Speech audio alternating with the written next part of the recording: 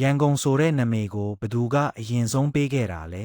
သူကတော့တခြားသူမဟုတ်ပါဘူးဦးအောင်စေရပဲဖြစ်ပါတယ်ဒီဗီဒီယိုမှာတော့နန်းသက်8နှစ်အတွင်းမှာတိုင်းပြည်ကိုပြန်လဲစုစည်းပေးခဲ့တဲ့အလောင်းမင်းတရားကြီးရဲ့အကြောင်းကိုလေ့လာကြည့်ကြရအောင်1000ခုနှစ်ရာ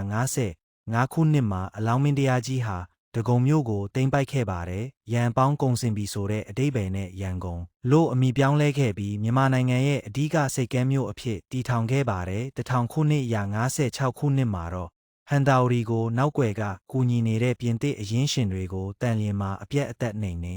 အင်းနိုင်ခဲ့ပါတယ်။ပြင်သစ်အရာရှိဘရူနိုကိုဖမ်းဆီးနိုင်ခဲ့သလိုတင်မောတွေပေါ်ကအမြောက်နဲ့လက်နက်တွေကိုတင်ဆဲနိုင်ခဲ့ပြီးမြန်မာတပ်မတော်ရဲ့အင်အားကိုမြင့်တင်နိုင်ခဲ့ပါတယ်1000ခုနှစ်ရာ60ပြည့်နှစ်မှာတော့အယုဒ္ဓယကိုခြိတက်တိုက်ခိုက်ခဲ့ပြီးမြို့တော်ကိုဝန်းရံထားနိုင်ခဲ့ပါတယ်ဒါပေမဲ့အောင်ပွဲရဖို့လက်တကမ်းလိုမှာဘရင်ကြီးဟာသွေးဝမ်းယောဂါကြောင့်ပြင်းထန်စွာနမကျန်းဖြစ်လာခဲ့ပါတယ်ပြန်လဲဆုတ်ခွာလာတဲ့လမ်းမှာ1000ခုနှစ်ရာ60ခုနှစ်မေလ10ရက်နေ့မှာတော့မုတ်တမအနီးကူတောင်ရွာမှာနှက်ရွာဆန်ခဲ့ပါတယ်သူ့ရဲ့ရုပ်အလောင်းကိုရွှေဘိုမြို့မှာဂူသွင်းတင်ကြိုခဲ့ပါတယ်ဒီလိုသမိုင်းဝင်ဆိုရီတွေနောက်ထပ်ကြည့်ဖို့ကြဲ့တယ်လှုပ်ထားပေးပါ